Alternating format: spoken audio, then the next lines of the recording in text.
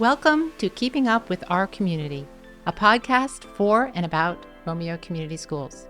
Each week, we will invite different guests to share insights about some unique aspects of our schools. This podcast is powered by the MIT TV of Romeo, Michigan.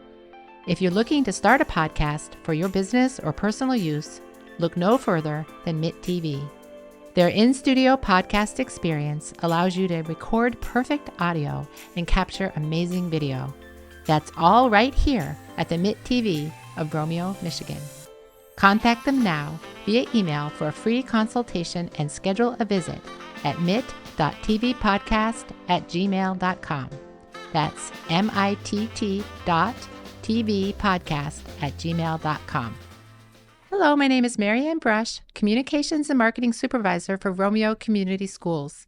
Today's episode of the Keeping Up with Our Community Schools podcast is the next in our series on mental health and wellness, and will focus on preparing students for a new school building or grade level next year. Our host is Mary Selden, Romeo Community Schools Director of Special Services. Our guests today are Kristen Famiano, 9th grade Academy Counselor, Shelley Bjorkstrand, Romeo Middle School Counselor, and Lisa Yaxley, Hamilton Parsons School Social Worker. I will now turn it over to Ms. Selden to lead the discussion. It is my pleasure to be hosting this episode of Keeping Up with Our Community Schools podcast. After reviewing feedback in our last climate survey, parents asked for more resources on mental health and wellness strategies. Our goal is to continue to create more resources on those topics and others to help students, parents, and staff in our community. As always, if you or someone you know is experiencing a mental health concern that impacts your daily life, please call your doctor. If you or someone you know is having thoughts of suicide, please dial 988 for free confidential help 24/7 or call 911 for emergency help. Today, I am pleased to welcome Lisa Yaxley, Hamilton Parsons School Social Worker, Kristen Famiano, 9th grade Academy School Counselor, and Shelley Bjorkstrand, Romeo Middle School School Counselor. We will be talking about preparing our students for a new school building or new grade level. So I know that can create a lot of anxiety for many parents and students. Big school transitions include moving from preschool to kindergarten, elementary to middle school to high school, and even high school to college, trade school, or the workforce. These transitions can be exciting, but they also can be a very difficult and stressful time. Let's start by having our panel of mental health experts introduce themselves in more detail by sharing their experience, their grade levels of students that they work with, and the building level transitions that they help to support. Hi, everyone. My name is Kristen Famiano, and I'm the 9th grade Academy Counselor. This is my 28th year in education, 24th in Romeo Community Schools, and 7th with just 9th graders.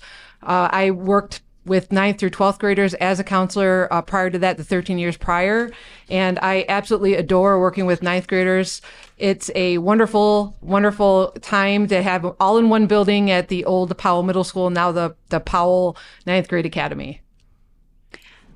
Hi there, this is Shelley Bjorkstrand from Romeo Middle School, and I am in my 30th year in education, my 25th year at Romeo, and my 12th year as a counselor. I was a high school English teacher prior to coming to the middle school as a counselor. And I love working with the middle school kids. We are literally right in the middle, and we get to get them when they are still little kids and help them prepare to get ready for that 9th grade experience when they get to be adolescents. Hi, I'm Lisa Yaxley. I am on my second career as a school social worker at Hamilton Parsons. I started about 12 years ago in the schools and in Fraser, moved to Oxford, and now I am at Romeo, where I'm able to support students all day in the same building every day. And previously, I did a little bit of hospital work with social work at Children's and Henry Ford. I work with young 5s through 5th grade. I love being at that early introduction to school age group and working on preventative strategies to help them be successful. Okay, let's get started with our conversation.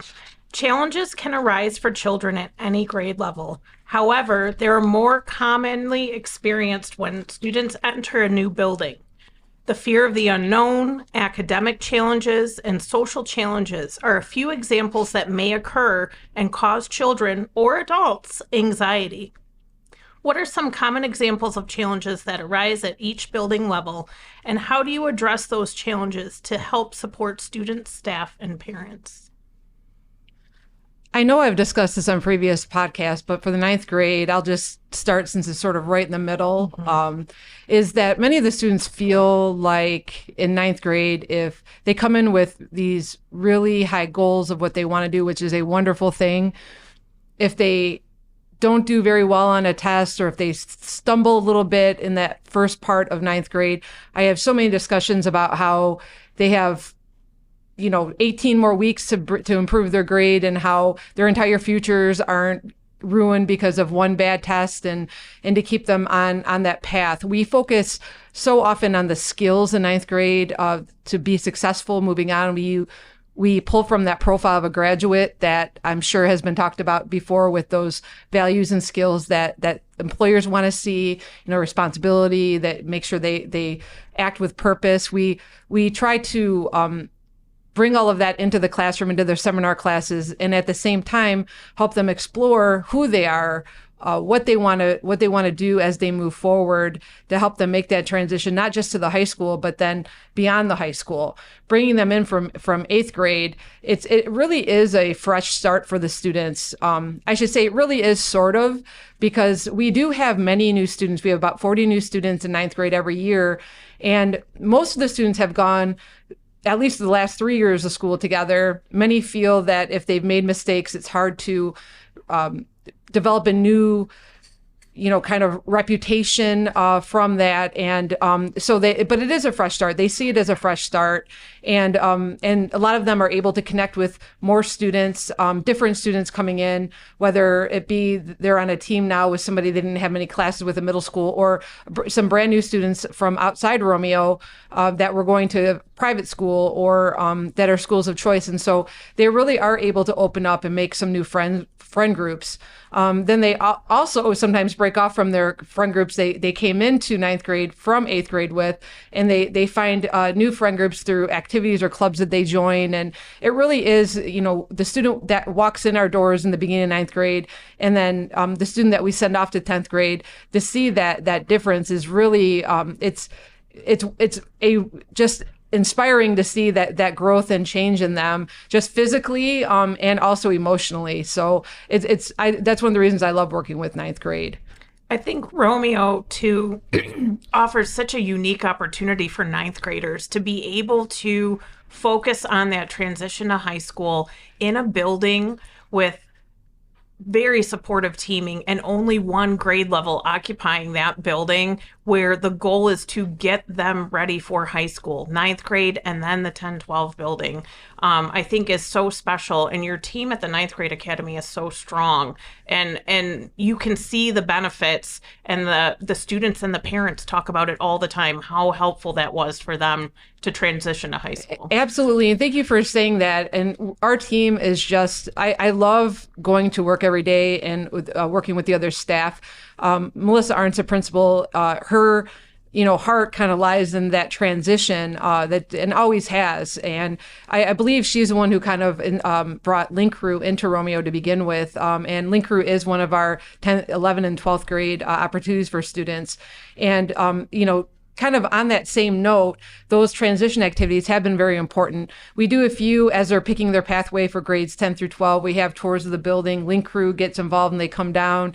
But for the 8th and 9th is that bigger transition. And so there are so many activities. And I'm telling you, I could not do what I do without these middle school people, and without their help. And so right now, for example, today I sent out all the information for 8th grade scheduling. That's going to occur for 9th grade, 8th graders for next year for 9th grade. So I sent all that information out, and in coordinating and having to coordinate and being able to with a strong team and many of the things they're doing at the middle school level now, it makes that transition even better. So we're getting even more valuable information about the 9th graders coming up from 8th grade than ever before from their meetings, their SLC meetings, and just information, now that they have a counselor at every level, coming up to us, that there's so much more communication and coordination. It is just amazing. So I'm going to turn it over to Shelley, though, to talk about, some of the wonderful things they're doing from, 5th to 6th grade, because I'm sure it's very similar. And I honestly don't know a lot about what they do from 5th to 6th grade. So we are really right in the midst of all of that. In fact, I had 5th graders today from Hamilton Parsons in our building doing their tour. And it is so much fun to see them. They're so excited to come up to middle school. And just be part of, this new adventure for them. Of course, they're a little nervous too. They're coming from one smaller elementary up to this big, middle school that now has 1,200 kids. Mm-hmm. They're coming from one elementary to a class that has kids from 5 elementaries within our district. And they had all kinds of questions. And, they, of course, want to know what lunch is. And they want to know, what happens if I forget my locker comm and all of those fun things. And as Kristen said, we do teaming at the middle school. And I think that has been like an amazing way to be able to really understand our students, get to know them, and support them. And not only our students, but our parents. And I'm really fortunate, as the other 2 counselors at the middle school, that we get to stay with our students. So, the students that I have currently are the 8th graders. They're getting ready to move on up, and be Kristen students pretty soon. And we're ready for them. They're going to be great. And then I'm going to take over this new 6th grade class, and I get to stick with that 6th grade class all the way through. And as Kristen stated with, she's watching her kids go from the beginning of 9th grade to, the end of 9th grade. I get to see that huge transition from going from, a kid, in childhood to now an adolescent. And, when we come back, especially between 7th and 8th grade, we come back from summer break, those kids are all bigger than I am. And, and they've matured. Not only are they physically bigger, but their outlook on the world, and their understanding of things has really grown. And their independence. I just know in 9th grade, we encourage them to take more of a lead, and, instead of, we always welcome parent communication, but we love it when students email us to talk to us about, ask for help, or want clarification, or have a question. And some of that is what they do in middle school. And so that's their first time with email, probably. And how do I communicate, and what do I say to a teacher, and what does a good email look like? It's not like a text message. So how do I need it to look? And there are lessons in middle school and high school on that. So it's great to see. I bet you see a lot more of that. Yeah, we do. Definitely seeing the students kind of growing in that way. And communication in general. That's one thing. We started a program this year called Capturing Kids' Hearts at the middle school. And a lot of that is because our students are on the screens all the time. And they'll come into my office and they've had a fight with their friend, but that fight hasn't been a person-to-person fight. That fight has been over text or over Snapchat or whatever. And so with Capturing Kids' Hearts, we're really working on that face-to-face communication, and getting our students to be able to actually talk to each other and realize that that's the most important way to communicate. We can say things in text, but then it's, completely misconstrued. Yeah. And then also in the classroom experience, one of the biggest stumbling blocks that they have is, there's a big panic when the first public speaking assignment comes out. And I shouldn't say a big panic. Most of the students do really well, but we have a good number of students who really struggle with that, putting themselves out there. Public speaking has always been, one of the top fears of people. And the more we communicate with people face to face, the more we have those discussions discussions. Again, the more it helps. This is what employers want to see moving forward, and we tell the students this. And it doesn't matter what job, you'll often have to do a presentation, get on a video conference or video call. You have to get used to seeing yourself and doing these things, and so again, it starts out where we're familiar, talking, working through conflict, and finding consensus on something and collaborating with people, and all part of that profile of a graduate kind of moving forward. And all of these are good life skills, and then also really good for careers. We hear back from many employers that a lot of times the students don't know how to communicate. They don't have that piece. So what we're doing in Romeo is just, I'm so proud. I'm always so proud to talk about it.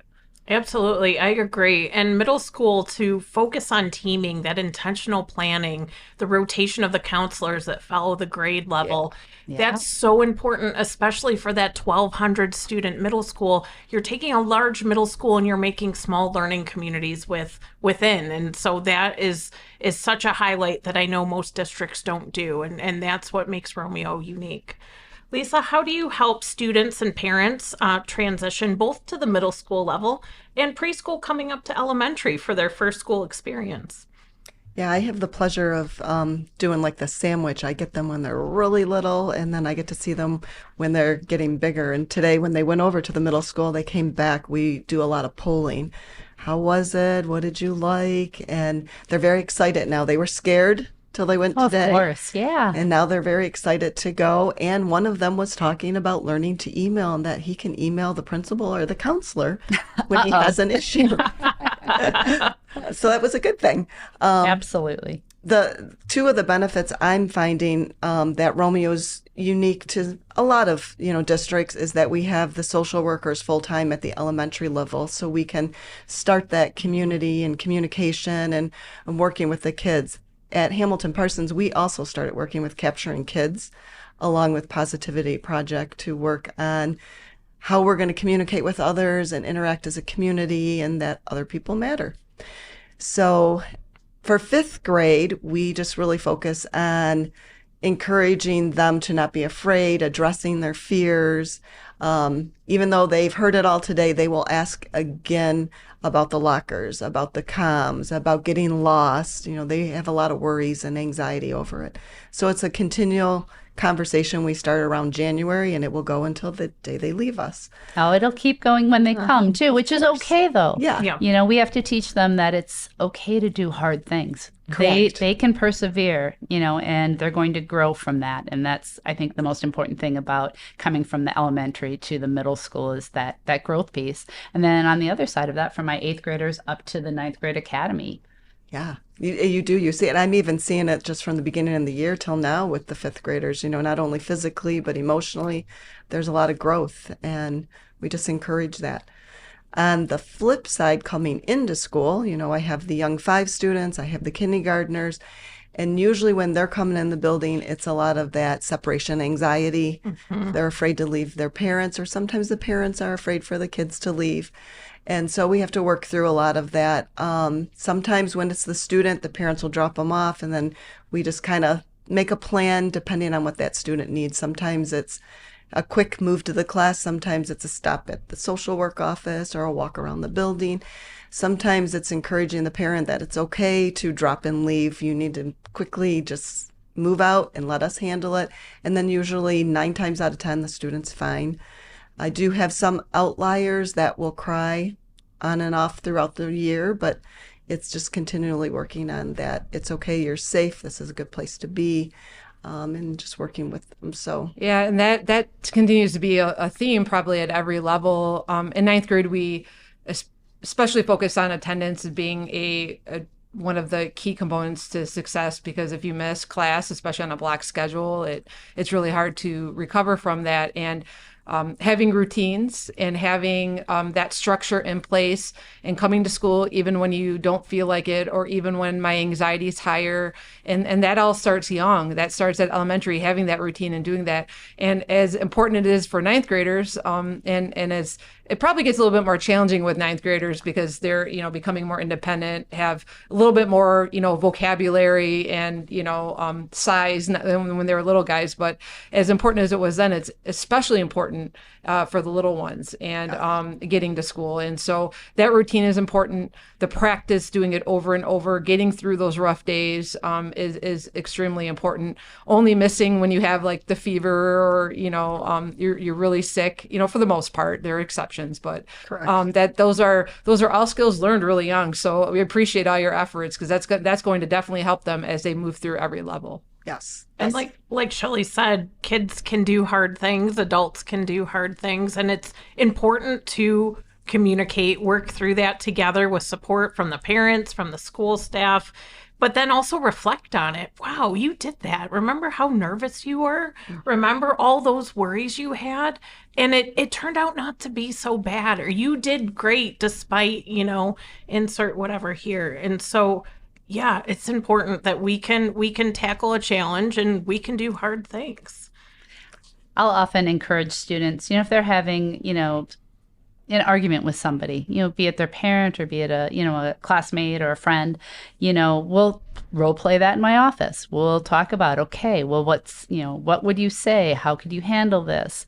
What's the worst thing that could be said, or the worst outcome? And, what's the best?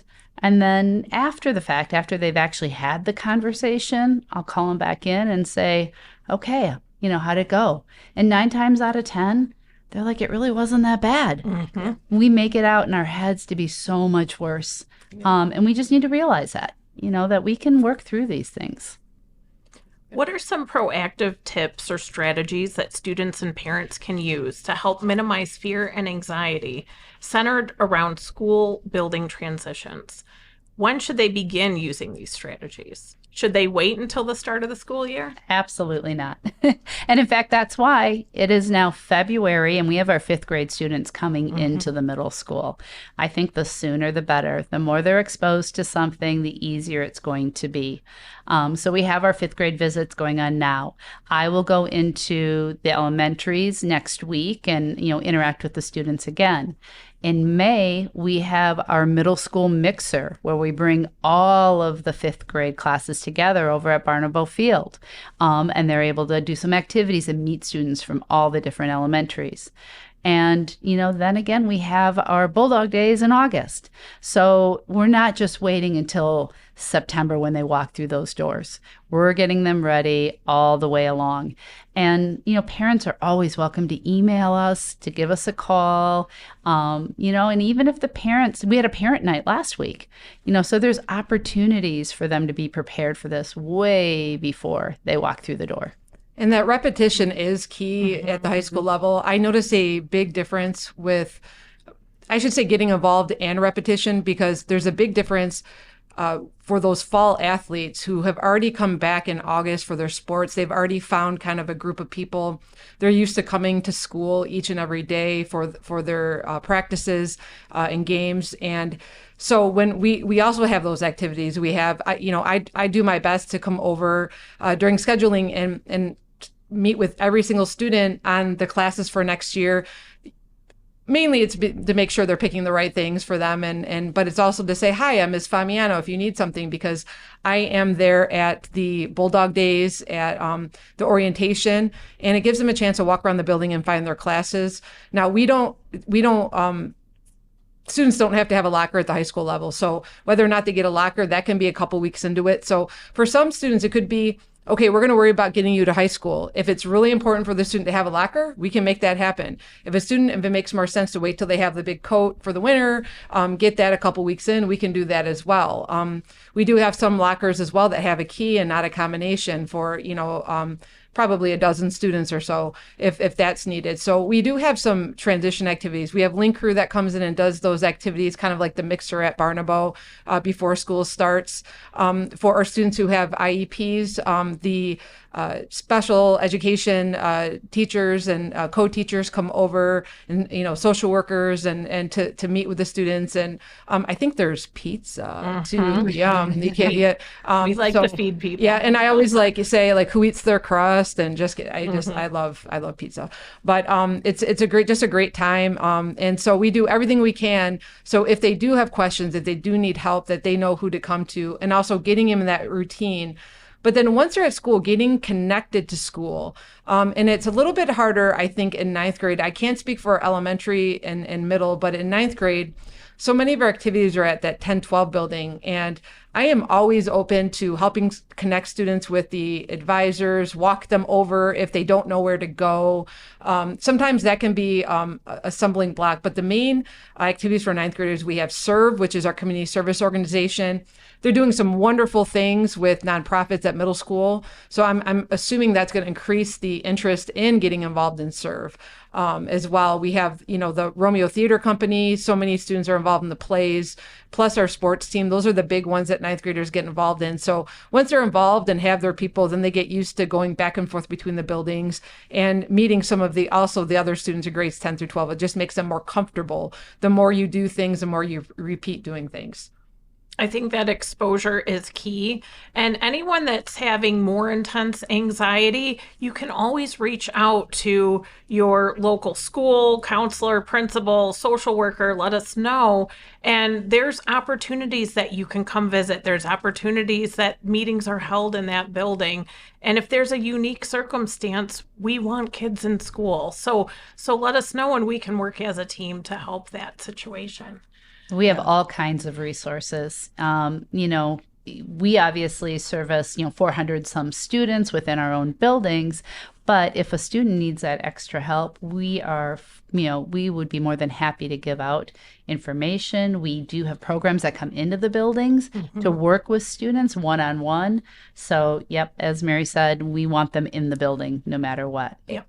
And because Romeo is becoming such a, it always has been, but even more so now, a desirable place for all the wonderful things we're doing with the Ford Next Generation Learning, our academy model. Even at the middle school even now. in middle school now. Yeah. And, Elementary is yet to come. Is yet to come. One of the biggest groups we have for transitions are new students. And like I said, we give it about 40. And that's, half of that, are our residents who are coming from private school or other, maybe they were in virtual and they're coming back, or they were homeschooled and coming in and, to be more involved. And we do our best to try to connect them, especially like we use Link Crew. We started a seminar leadership group. We have a new student breakfast.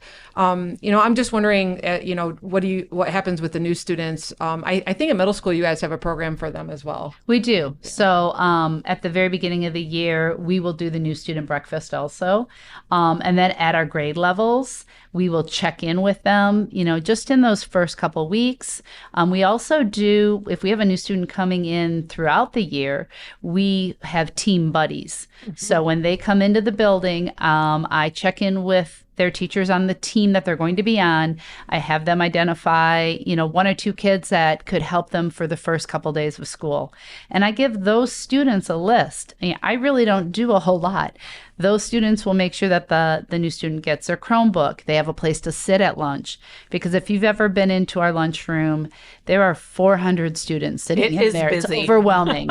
So we want to make sure that they feel welcomed, and then that's the number one message that I tell our team buddies is make sure that new student feels welcome. Yeah, and lunch is a big time. So in middle school, they do lunch by grade level. And then at high school, it goes by your 5th or 6th hour on the block. And so for the first time in 4 years, maybe ever, they might not have lunch with everybody else. And so that causes a lot of anxiety. They usually figure it out, work it out. We do watch the cafeteria to see, is anybody sitting alone? Absolutely. Do they want to sit alone? Because it's okay to sit alone if you want to sit alone. And, to see if they need to be connected, what can we do? So do you do anything for new students at the elementary levels? We get new students, but I don't know that we get them at the numbers that I'm hearing from you guys. So when they do, we make sure that they are introduced to everybody across the building, the teachers, their specific teacher, but the grade level. And then a lot of the resource staff, from special education support the students in the elementary buildings. Fantastic. A lot of times elementary too will do like a hot dog picnic night, for kindergarten students or popsicles with the principal. And so we've had different opportunities for people to connect with their elementary schools Popsicles as with well. the principal. Fun. Over a year. Yeah. And we definitely have our curriculum night that we really encourage them to come so that they can meet the teacher. And then they also have a staggered start for kindergartners. They have half the alphabet start one day for half a day, and then the rest the next day, but the parents come with them. So the parents are able to meet with the teacher, and that eases some of that anxiety that they're able to be in that classroom with their parent and then come back on their own. We also have our service squad safeties that will support the kindergartners getting off the buses into the building to their classroom, and they do that for like the first 6 weeks to 8 weeks of school, sometimes some kids longer, and to support them. And all of us are at the door greeting. So there's, I'll be at the door and I might get pulled to help a student, but then another one comes in. So then maybe our STEM teacher's there, she'll take them. So we, really try to encourage getting them there. The ones that are really struggling with the separation anxiety, the thing I always tell the parents is don't take them home and don't keep them home, because that sets up a pattern, makes the anxiety worse. And we want them to be in school to work through that. And then it's harder to enter back in. It's very hard. Yep. Yeah. So we want to work through that. A lot of times, too, at elementary school, it's important at curriculum night to bring your supplies in early, see where your desk is. They see their name labeled. Then they can start that visual that you can then use as a parent. Okay, this is where you're going to sit. Oh, I noticed you're sitting by so-and-so, your friend from art club or whatever. So that way you can have more meaningful conversation, and they can visualize themselves going to school in the new classroom, and they can imagine where they fit within that new experience. I always know that's when summer is over, when parents, I see them on the socials asking about class supply. Anybody know the supply list? I'm like, oh no, here we go. Yeah, we're off. Yeah. And it gets earlier and earlier every year, it feels. Feeling connected to schools and connected with peers can help students greatly. I know Kristen started talking about this, but if we can all just share some opportunities, such as clubs, activities, connectors that you might be aware of or have available at your grade level or building. I think I already went through mine at 9th grade, but just to kind of review, other than the activities like Bulldog Days and the tours, as far as activities, SERVE, which stands for Students Enriching Romeo Through Volunteer Experience. Many people don't know that SERVE is actually an acronym. That's a great opportunity for students, because students can sign up for, one activity or regular activities, and it gives them experience, also some job experience. If you put on a dinner for senior citizens, I really love working with senior citizens, but I didn't really like working with food, or vice versa. I loved working with food, but I didn't really, I think I might want to work with, kids, that sort of thing. So it gives them a good job experience, and it's great to put on college applications, resume, and it's always good to give back to the community. It makes us, feel better about, feeling like we're a part of something bigger. So we have SERVE, Romeo Theater Company. Some plays, the casts are really big, and sometimes a lot of students get a part, sometimes they're really small, and there's lots of opportunity for crew, painting a set, building a set, doing lighting and electric, that kind of thing. There's always room for the crew, and that's a great activity for 9th grade students to be involved with. Your typical, MHSA sports. There's robotics is a big one. So there's so many activities just normally at high school. When we do go over all of this in seminar, and we do go over it, and then sometimes I feel like we need to go over it again. So I will likely make that suggestion, because right around November, students are sort of, many have settled in, but some of them are just starting to feel like, okay, now I can put myself out there. And so I feel like that second round of here are the clubs might help some students get more involved and active. I think that's a great idea to reshare and remind of, okay, I tried this, it went well. What else would I be interested in? Yeah, getting involved is so important, especially in the middle school. This is a time that they get to explore. We have the academies now at the middle school, and the 6th grade academy is the Explore Academy. So this will be the first time that they have electives. They have their specials in elementary, but now they get to have a variety of electives, and they love coming in for healthy living, making those snacks. Or it might be the first chance that they get to be up on the stage in theater, or vocal or band, or all of those the STEM. We have a new STEM building, a robotics building that was just built at the end of our school. Mm-hmm. So lots of opportunities for our kids to explore. and do new things. So, and we also have the nonprofits. We're working with a variety of nonprofits. In fact, I'll do a plug. We have a nonprofit fair this week that Jennifer Racevich has put together, along with help from many other staff. But it's going to be amazing. Our kids are going to be able to go in and talk to 60, there'll be 60 different nonprofits there.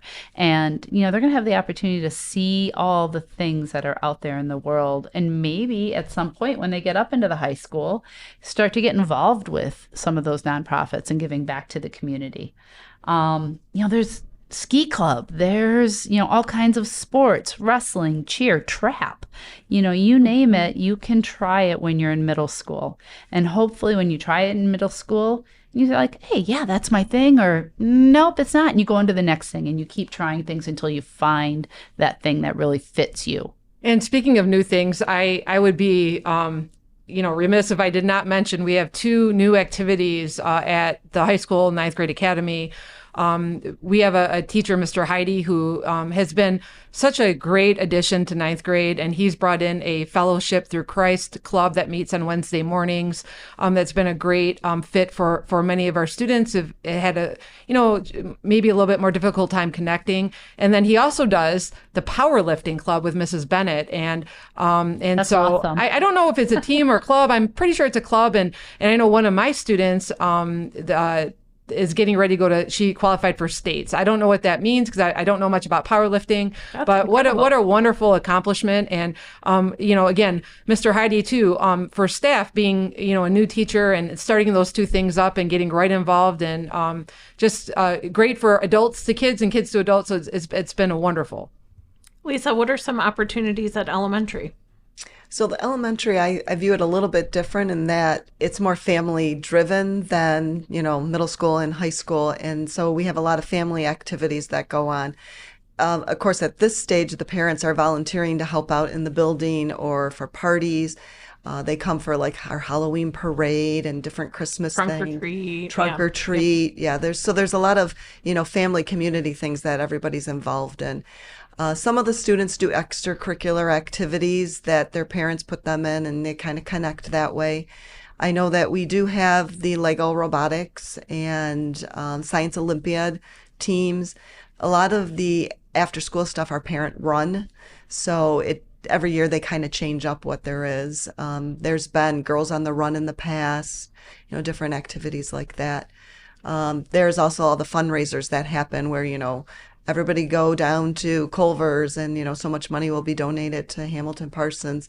So a lot of families will do that and connect that way. The building fun run. I know certain elementaries have a kindness club, an art club, and it does. It kind of ebbs and flows depending on the student demand and their interest, Correct. at the time. Right now we have a positivity club that the parents are doing. So, it varies from year to year what the building is going to have. And rumor has it at the 9th grade that field day is still a very popular day at the elementary level. I'm going to bring up field day. That's probably one of our bigger ones. The parents go all out and there's a DJ and it's like this big massive picnic. Is there still party. that orange drink from McDonald's?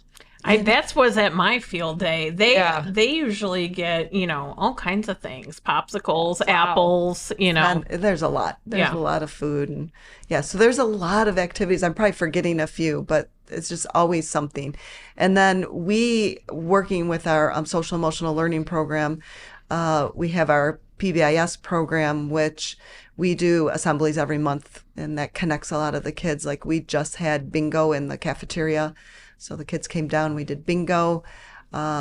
We did a hot chocolate and a Christmas movie. We do a bunch of different things every month with the students to kind of connect them. Yeah. And I'm sorry. I'm glad that you mentioned the PBIS because that continues on into the middle school.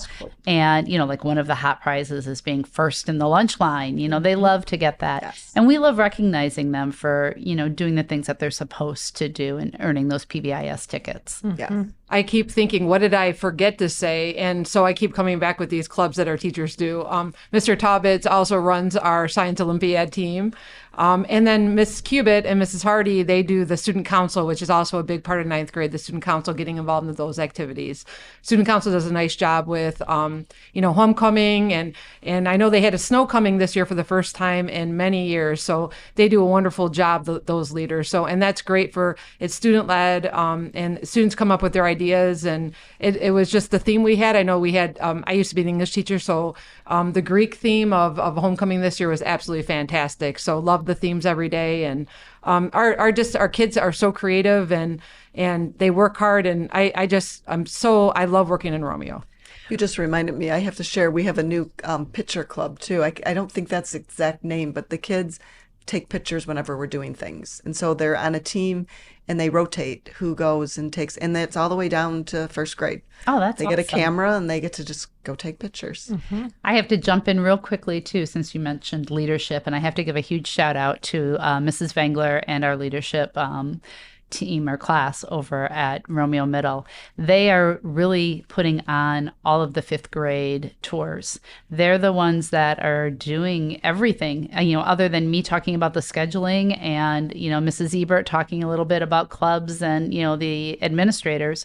Our students in the leadership class are the ones that are hosting our fifth graders. And it's awesome to see them in that role and be given the opportunity to be leaders.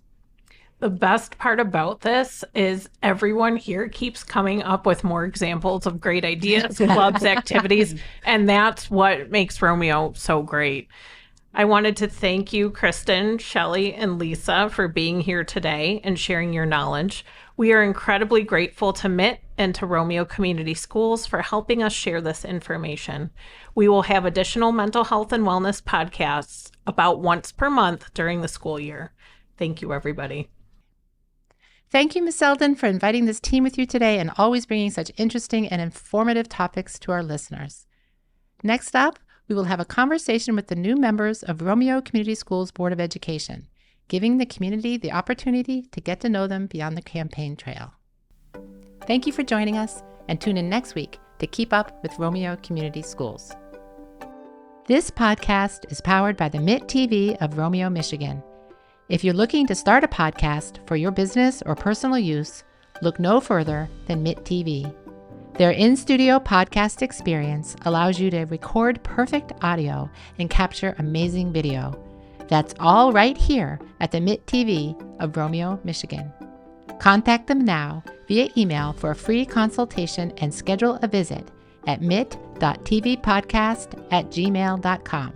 That's mitt.tvpodcast@gmail.com.